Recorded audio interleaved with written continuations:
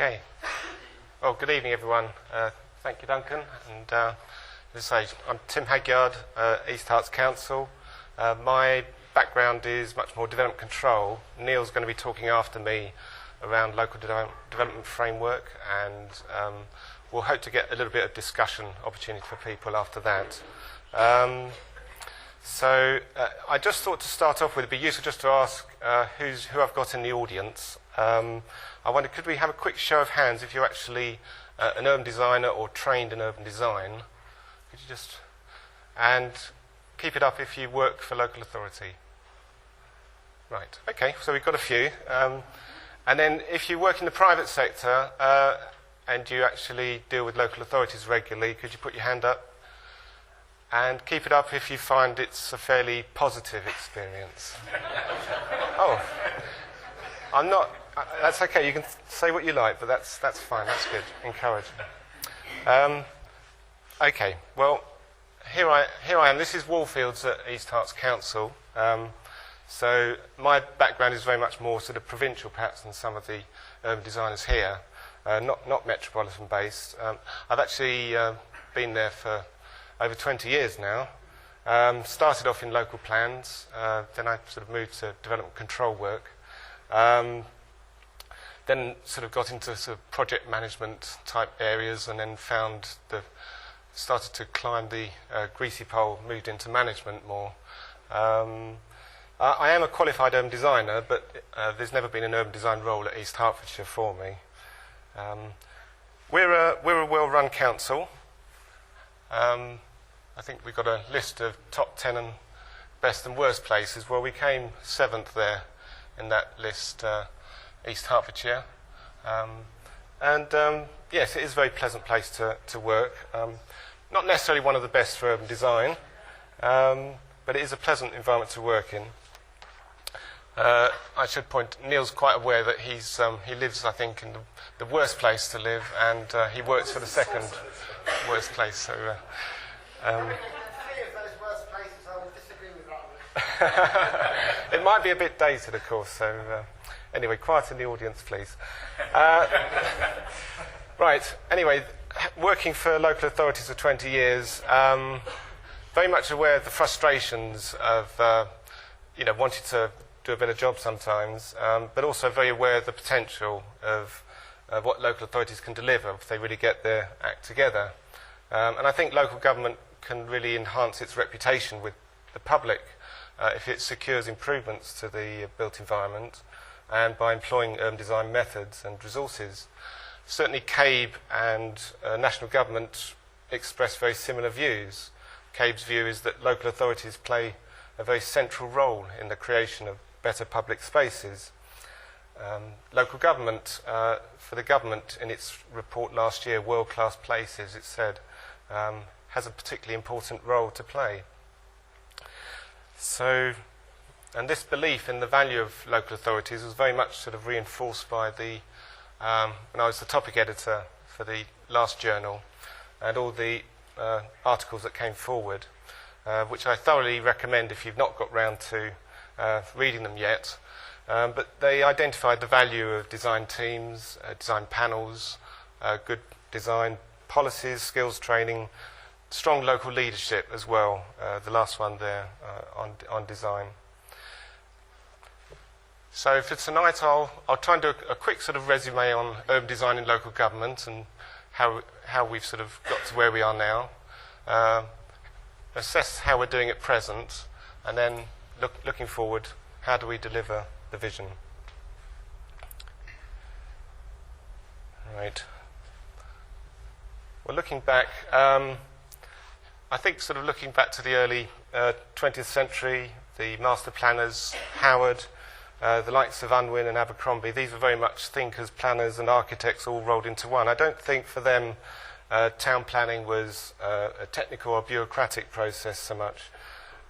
And it was very, I think they were really visionary times, which still, and the products of those visions still live with us today, the garden cities and the new towns. Perhaps when the planning system got established after the war, it was when process and politics began to take over a bit more. the issues of just simply delivering housing numbers. The design professions divided into their specialisms. Highways engineering became more important. And then we had the whole period of sort of loss of confidence in planning itself, with sort of the public backlash and reaction to 60s high-rise planning. And to bring us up to, I think we saw from the 80s then a move to take design almost out of planning completely, and throw development open to the market. Government circulars said design was subjective, and the presumptions then were in favour of development.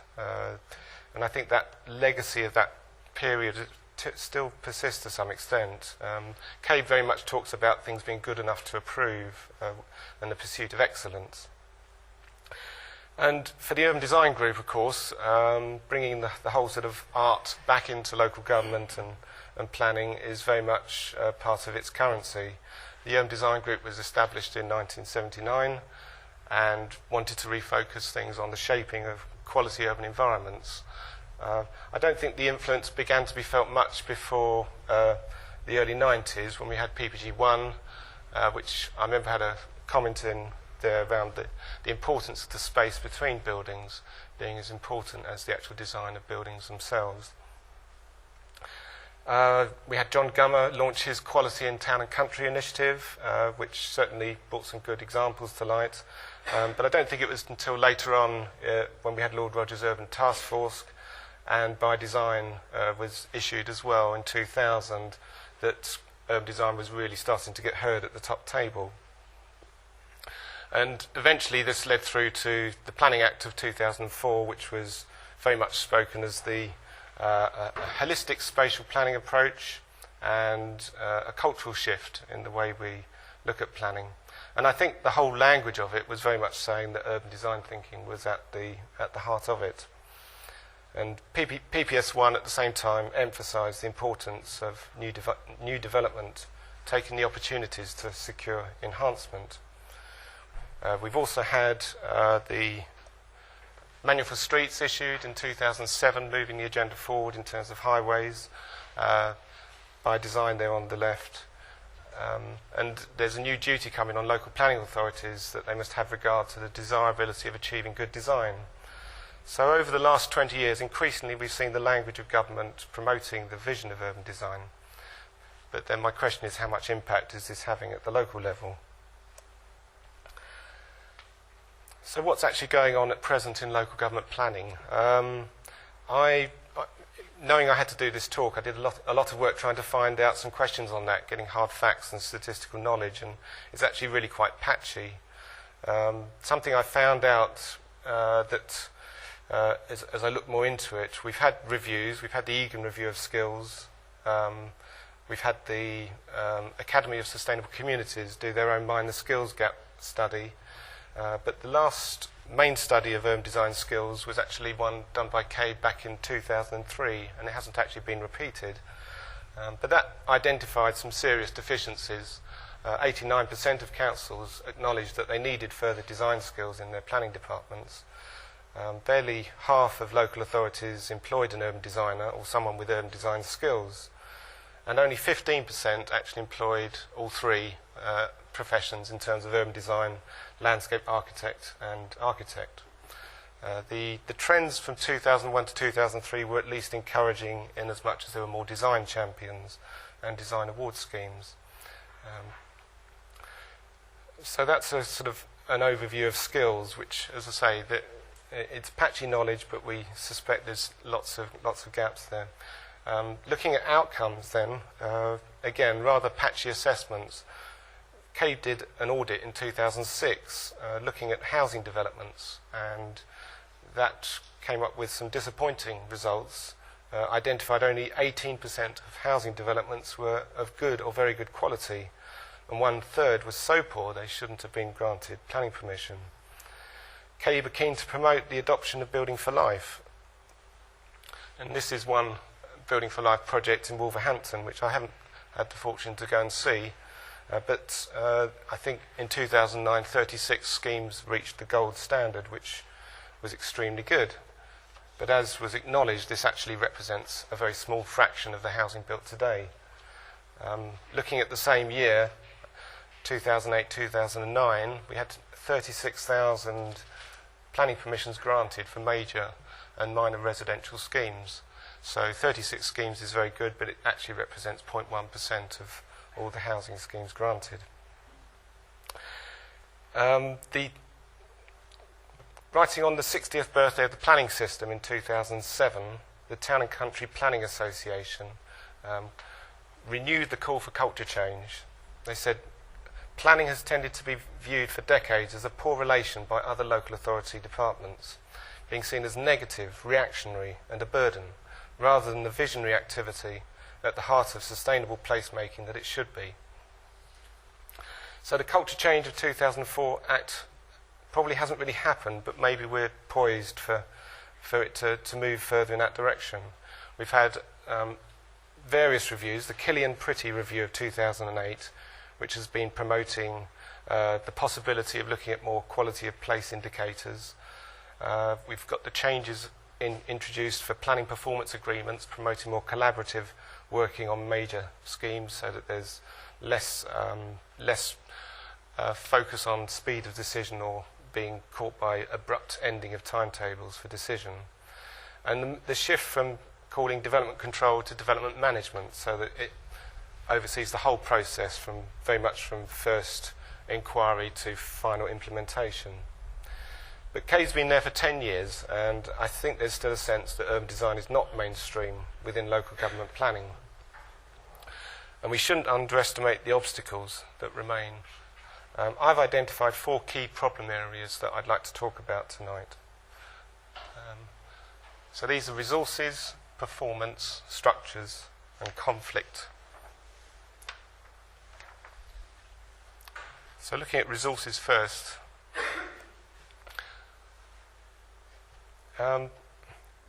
The House of Commons Committee for the Communities and Local Government in 2008 produced a report. Not the first review. They pointed out there have been many reviews of skills shortages in planning, but they at that stage were identifying a drastic shortage of planning officers of up to 46% of local authority posts by 2012. This was obviously before the credit crunch and the current recession. But even so, a significant and growing skills gap among those planners who remain within the system. On the resource side, planning departments have been feeling the pinch from Gershon efficiency savings for several years now, with 2 to 3% savings annually on council budgets. The recession has brought further falling incomes of planning fees and associated pressures. But planning is unique in local government. It has the opportunity to tap into the economic value of new development, and unlike any other public service, it's actually planning that involves the raising of land values through the granting of planning permission. And since the beginning of the system, there's always been this political question of actually how much of that value to recapture for the community. Nationally, our politics have never really achieved a consensus on this. So if a Labour government brought in taxes on betterment, perhaps landowners would just simply sit back and land would be blighted until a change of government brought a change to the policy. The current system doesn't actually tax betterment, but it has a quite sophisticated system for Section 106 planning obligations. And a lot of skill is needed, a lot of resources needed to ensure Section 106 agreements reinforce, both win good benefits for the community, but actually don't detract from the quality of development at the same time. Large Section 106 obligations shouldn't be the price for bad development. CABE has done a lot of evidence work on the value of design. These are several of their publications. The cost of bad design. They focused on the enhanced property values of new development, reduced vacancies, increased yields and rents. They've also been looking at the benefits of doing public realm work and encouraging of investment in an area. I don't think for any of us working this will surprise anybody who works in the field. There was also the Oxford Circus scheme, introduced not so long ago, and I remember reading that it cost £5 million, thinking, goodness, But I just spotted this in the planning journal the other day, which said that in its first year it actually managed to pay for itself. I'm not quite sure how to quantify these benefits, so don't ask me, but 6.5 million benefits in pedestrian improvements and to the benefits to the economy of Oxford Street. Bad design costs huge amounts of money in the long term. Don't know if anyone's done any studies on it. I'd be pleased to hear of any, but think about the costs of poorly designed post-war housing estates, the additional maintenance costs, policing, social care costs, of dealing with developments where basically people don't want to live and they're trying to get out of. Not to mention the cost of actually having to replace them all 30 or 40 years later. So I think we can lay to rest any sort of myth that planning is burdensome and too costly on the public purse. Now you're probably wondering why you're looking at two chocolate Easter bunnies there, but I did a little bit of work just for East Hertfordshire, and I looked at the cost of the planning service for the year, which broadly for development control, policy and conservation is about £1.5 million, and our fee income is about 600,000. So I worked out that for a population of 134,000, the service actually costs £7 a year. So 2 Easter bunnies and you get your planning services for a whole year. So I think it's pretty good value. I must mention this to the chief exec so that we can start selling it more. So planning is really a low cost but a very high value activity that can leave benefits many times the original costs, and it's worth resourcing properly. And anything else is a false economy. Okay, moving on to the issue of performance. The whole question of performance I see as a problem, firstly because of a culture and a mindset within local government that's so heavily influenced by the way performance indicators have been used for over 30 years now. And secondly, due to a wider issue around management and performance management that I've observed. And the emphasis since the late 70s has been on speed of decision. And of course, speed is important for businesses and developers, and time is money. And if a development is well designed, why should there be a delay in the grant of planning permission? But of course, the process of planning takes in pre-application through to implementation. The slide on the diagram on the right explains that there's a very long lead-in time. We're getting very focused on that short section where a formal application is submitted and the speed with which we handle that. And then, of course, there's the post-permission phase of actually implementation. This is an example from a site in the conservation area of Ware, which I dealt with. You can see the date from the slide is May 2006. It was a vacant garage workshop building. There is a listed pub on the left there. Behind it there's a maltings building. This was a site when the garage workshop was demolished. We felt there was obviously scope to achieve something quite good on this site, certainly an enhancement of the area. We had a first application that came in after some pre-application discussions in October 2006. Although that particular application we weren't happy to grant permission. I think one of the things was there'd been some newer development on the other side of the street, and the developer was quite keen to replicate some of the scale of that, which I have to say, frankly, although we'd approved it, we had some concerns about. It had a long history itself. So that particular application was withdrawn. We then had some further discussions. We had a second application made in June 2007. And this was subject to negotiations. We still weren't quite fully satisfied with it. We could have, I suppose, refused it. Perhaps it would have gone to planning appeal. But I think we decided, because we were making progress and there seemed to be an indication of willingness to accommodate our discussions, we sort of failed as a local planning authority because we went over the 8-week period and we carried on the discussions through to approving it in October 2007. And the build was completed last year. This is one of the views from the riverside. This shows the relationship to the adjacent listed pub. But the point I wanted to make, whether you like it or not, that's the front of the site as well, so you can just observe the the gables, and we got a couple of shops in there as well, which unfortunately still aren't occupied. But the point I wanted to make was, in terms of time periods, the first contact to completion was actually 3 years, and the first contact to planning permission was 17 months. So why do we measure 8 weeks as a period? Well, I did a Freedom of Information request, the first time I've done this actually, to find out why do we have 8 weeks and why do we have 13 weeks. I did get a response, so very, very accommodating, but they explained to me that as this was such a long time ago that these figures were established, they don't keep the records anymore. It's over 25 years, and that's their policy. So we have all these targets built around 8 weeks and 13 weeks, but actually we have no evidence base to support the reason why we take these on as our targets, which I find very ironic considering the emphasis on evidence-based policy these days. And this slide just sort of indicates the way the number of indicators actually did for a period grow from pretty much in the new Labour years, and then it's contracted again because the government says no, it doesn't want to be too heavy with the target-driven and indicator performance system, but we're still staying with 8-week and 13-week periods. If you go to the Communities and Local Government website, you'll see reams of statistics about planning performance. This is one national performance where it shows the number of major applications being processed within 13 weeks. And the target is to hit 80% of all major applications to be processed. Remember, this is just processed. It doesn't actually mean they're approved or they get built. It's just about how quickly we determine them.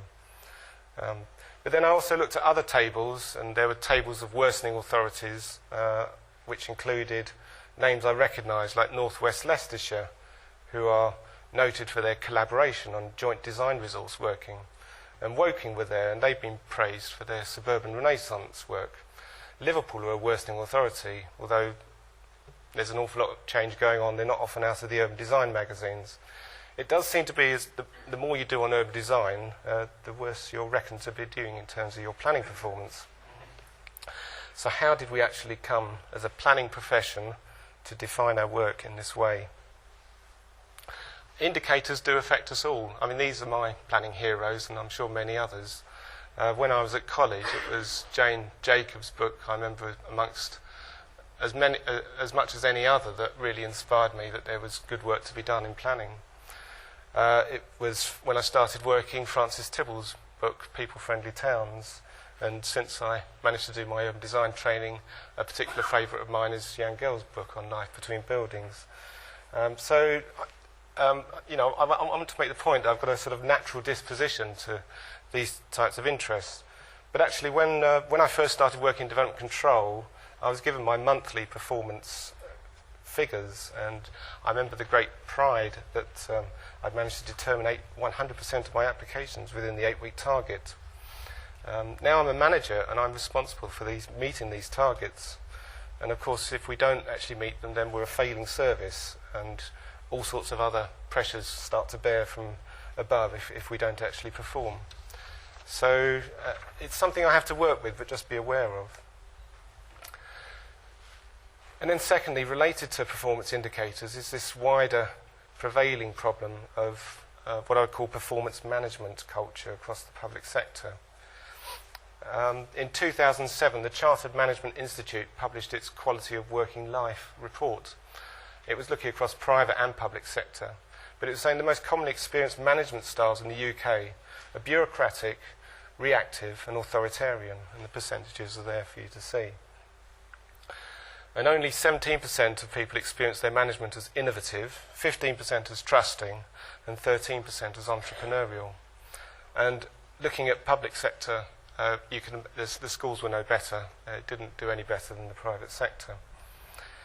Simon Corkin, who was a writer in The Observer for a long time on management, felt that often inappropriate business models of management have been adopted. Shouldn't read out too much in your presentations, but the point was he was saying that there was this supervisor's dilemma.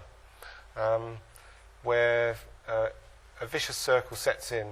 The measures are there to secure performance, but actually they damage the things that exceptional performance relies upon, which is the commitment, the initiative and the trust of the workforce. So performance management, ironically, destroys performance.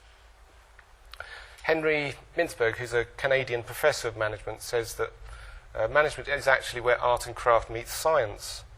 And he feels that managers should start from the premise that they can't measure what matters, and that gives managers the best chance of realistically facing up to their challenges. Unfortunately, all too often, as in planning and in urban design, the easy to measure drives out the hard to measure, even when the latter is more important.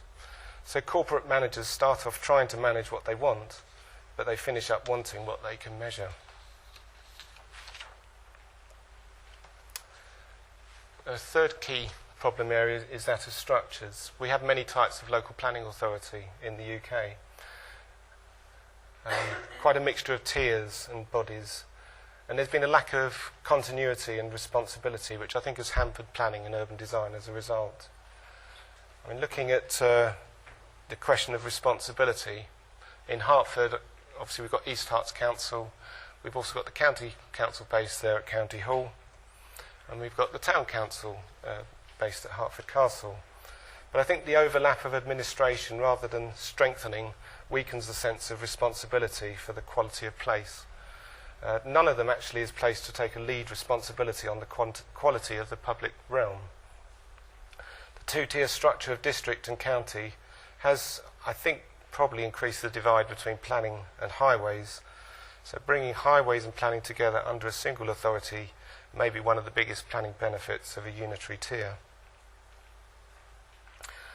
Continuity. I mean, most corporate and political leaders will want to see results quickly. This is a real problem when regular changes are being made to organisational structures, and there's plenty of evidence to show that the best planning results are achieved over the long term. This is a slide of the One Brighton, or the New England Quarter, which has now won a Royal Town Planning Institute Award for Sustainable Communities. It didn't happen without a lot of consistent input at the local level. The RTPI judging panel noted that amongst the winners there were two clear themes. One was that time was needed to resolve all the issues and actually secure good quality development, but also that successful schemes are driven forward over years, sometimes decades, by one or two key people.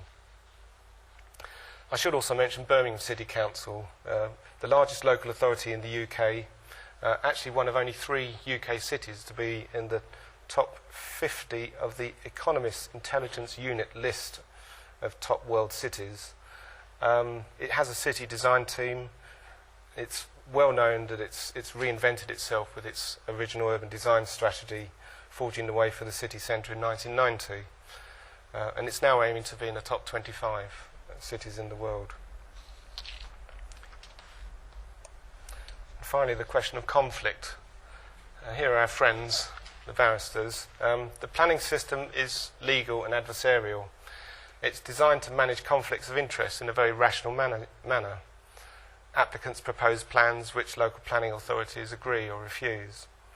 There are private interests clashing, public interests will conflict with private interests. This runs through the system, and by and large we have an excellent planning appeals system as well. There will always be conflicts of interest, but our planning system does seem to be designed to generate argument rather than foster collaboration and mediation, which may bring better designs and more satisfied customers. This culture of adversarialism and conflict generates work for lawyers and consultants, but it works against good design, and it brings great costs to the system. It leaves many people feeling like losers, because when you're just deciding an argument, only one side can win. Collaborative processes which focus on design outcomes can actually engage everyone and give all participants a feeling of having gained something, the classic win-win. But the culture of adversarialism runs deep in the population too, and in our politics, and it can make it harder for members and officers to cooperate with developers. There is a comfort zone to opposing development and saying no, whereas suspicions might be raised when there appears to be too much collaboration, and accusations of councils being in developers' pockets. Our political life at national and local level is similarly adversarial. I've seen public realm schemes, enhancement works, become something of a local party political football. It seems that if we spend money in ways, public money, in visible ways that actually secure enhancements, it's so much more objectionable than wasting money on things that we never get to see. So I'd rather, with all the talk of possible hung parliaments, I rather suspect that actually for planning at least it may be more beneficial and we might get more continuity, more consensus developing in planning policy. So, looking to the future, how do we actually move forward? How do we deliver the urban design vision at the local level? Well, Mark Pearson wrote in the Urban Design Journal, and he identified 3 key capacities for placemaking, and I would like to look forward with regards to these 3. Behaviours, processes and resources. And he focused, of course, on design leadership being at the core of that. I mean, in terms of resources, I think essentially we need to protect and refocus the resource that we've got. I've said a lot about the need to resource planning and the evidence of CABE and others to show that good design does pay dividends. Unfortunately, we've had job evaluation exercises in local government that have tended to undermine planning. So the status of planning and design skills in local government needs reasserting. And there was a very good recommendation of the Barker Review, and the Communities and Local Government Committee has also endorsed that authorities should appoint chief planners as a way of doing so. Obviously, we're in with the state of our national finances and a looming age of austerity. I don't think we can hope for any new spending. We didn't even necessarily get it in the good times when the planning delivery grant was being siphoned off elsewhere. So I think the best we can hope for is to protect the existing resource and to refocus it on design with a shift to design skills training, such as that happened at Fife Council, and the establishment of local design teams, such as the one at Essex County Council. And a simpler, more collaborative planning model will make better use of the available resource. Payment for good pre-application advice makes sense, and it provides an additional income stream. As we do at East Herts now, we probably generate about £40,000 to £50,000 a year through our pre-application advice service. And better outcomes via clear design standards and with community engagement and buy-in should lead to fewer refusals and bring savings on planning appeals and costly inquiries. Neil can talk about the local development framework, but it does seem to me that the costs of all that evidence base have been too high and too slow for the process of spatial planning. Of course, we can have collaborative working between authorities, and that makes sense, but I don't think it will be enough.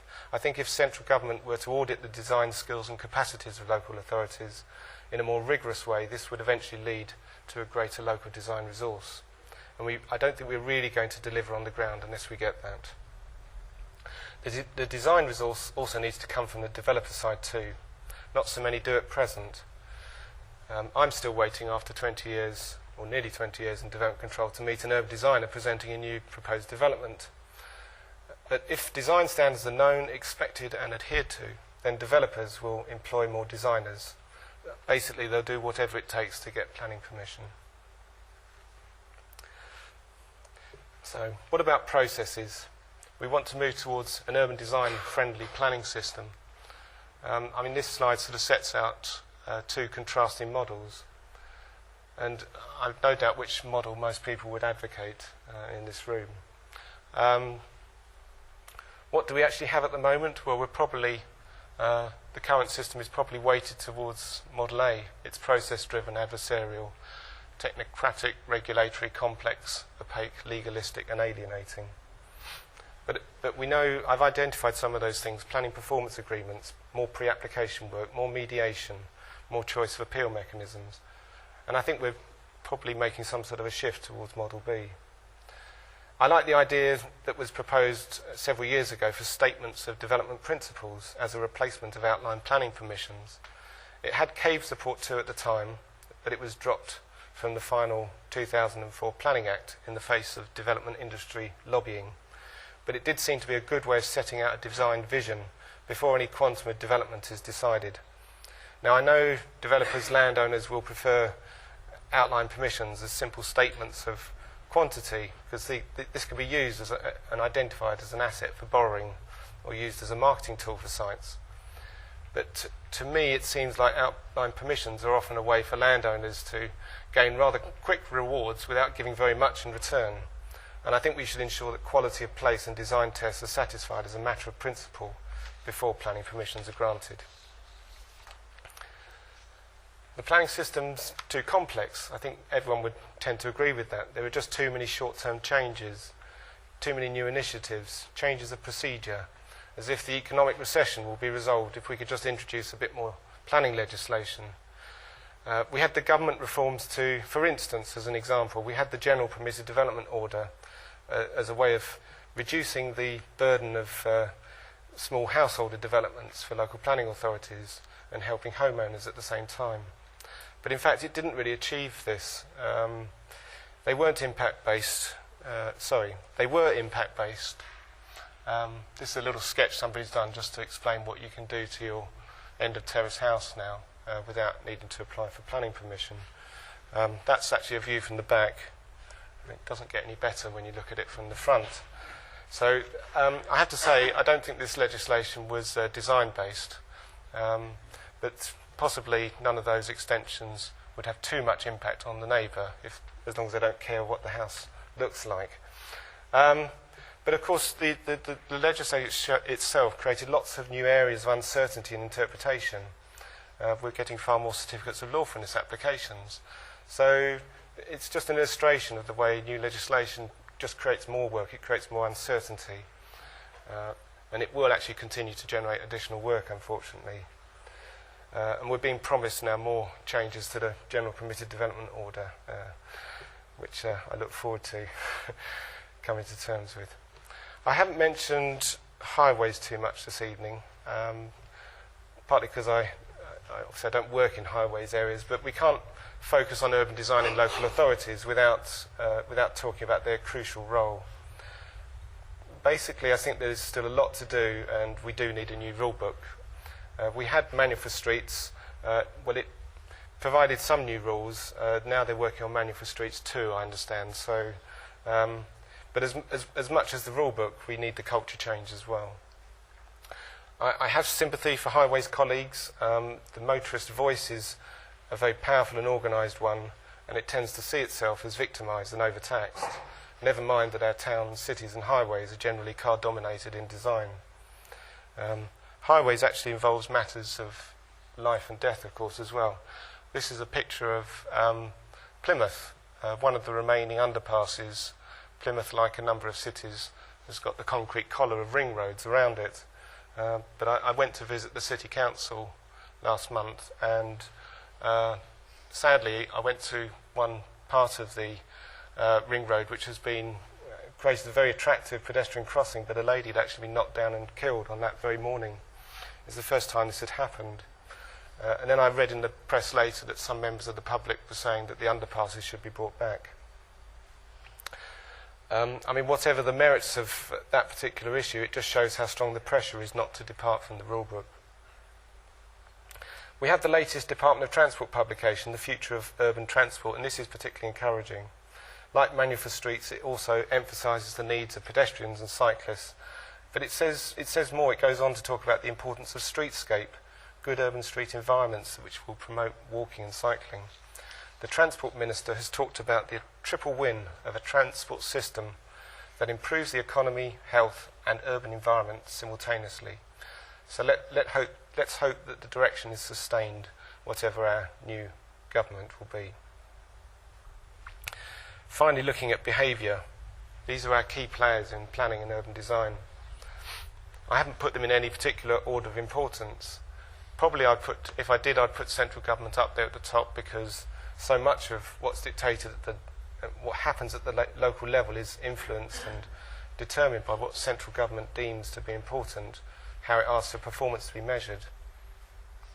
In the magazine, Mark Pearson's article focused on the critical role of members and officers at the local level, and how important that relationship is to delivering good design.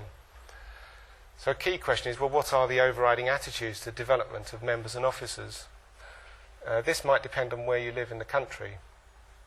The statistics show strong regional variations. Broadly, councils either fall into a resisting camp or a welcoming camp. The last quarter for 2009 showed that 93% of planning applications were granted in the North East, whereas in London it was actually only 79%. So not surprisingly, in deprived areas and cities, development will be enthusiastically welcomed. And the danger here is, of course, that good design isn't given the emphasis for fear of frightening away investment and the jobs. In economically prosperous areas, development will more often be resisted, seen for the negative changes: congestion, pressure on infrastructure. Residents' opposition may be reflected by their elected representatives, and this can lead to a lack of any positive engagement with the development process.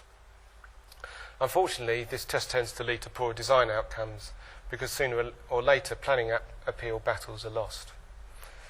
The polarisation of attitudes is reflected in a polarised and unequal society, so an unhealthy regional imbalance of economic pressures is actually also unhealthy for urban design.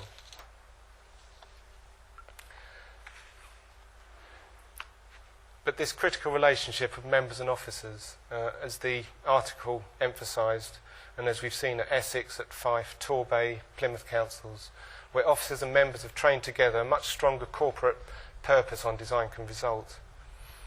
David Mackay, who was the architect involved in the Plymouth Vision Design Panel, said, to realise a plan, the effort is 50% technical and 50% political. And as urban designers, we forget that at our peril. And there are good examples in our own country of leaders giving strong leadership on design. I hope you can recognise all these characters. We have the city mayors of Barcelona and Montpellier on the continent. But a particular example that I'd like to highlight is the nearest chap here, Enrique Peñalosa, who's city mayor of Bogota for 3 years. Some of you will probably have heard of him, but in 3 years he established a bus transit system, 13 public libraries, reduced the crime rate by 2/3. He built 300 kilometres of cycleways, the world's longest pedestrian street, and planted 100,000 trees, which I think is a pretty impressive track record. And this is a picture from Bogota. He says, the least a democratic society can do is to offer people wonderful public spaces. Public spaces are not a frivolity. They're just as important as hospitals and schools. They create a sense of belonging, a different type of society. A society where people of all income levels meet in public spaces is more integrated and socially healthier.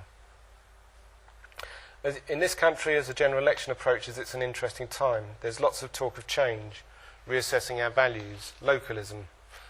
The Local Government Association has produced its own manifesto. Naturally enough, they're speaking up the role of local politicians. Locally elected politicians have a tremendous advantage over national politicians. They're fundamentally in and of their places in a way that Westminster politicians really can be. So let's have the member training and combine it with officer training. Let's appoint the design champions, maybe have more than one. Let's allow members to be engaged at the pre-application stage with planning officers rather than being afraid of predetermination that prejudices their right to speak against the development. Let's get our design champions to go to Cape summer schools and appoint planning directors at the top, and then let these leaders understand and resource the urban design function of the council and demand it of the private sector. Design leadership needs to come from various people, officers, professional bodies, developers and citizens as well as the politicians, but the importance of the politics is not to be underestimated. And corporately, local government as a whole needs a more holistic management model, which actually begins with the customer and is focused on outcomes. We should be wary of the conventional command and control, targets and inspection-driven management approaches. We need leaders with this broader understanding of what good performance means for the built environment. It's a management model based on an optimistic view that planning officers, as public servants, long to do a good job and be proud of their work. In turn, it's a manager's job to recognise and reinforce such positive behaviour. Okay, Well, thank you for that. I'm going to ask Neil now to talk about urban design in the local development framework, and then I'll come back with a few concluding comments. Okay, Neil. I just need that.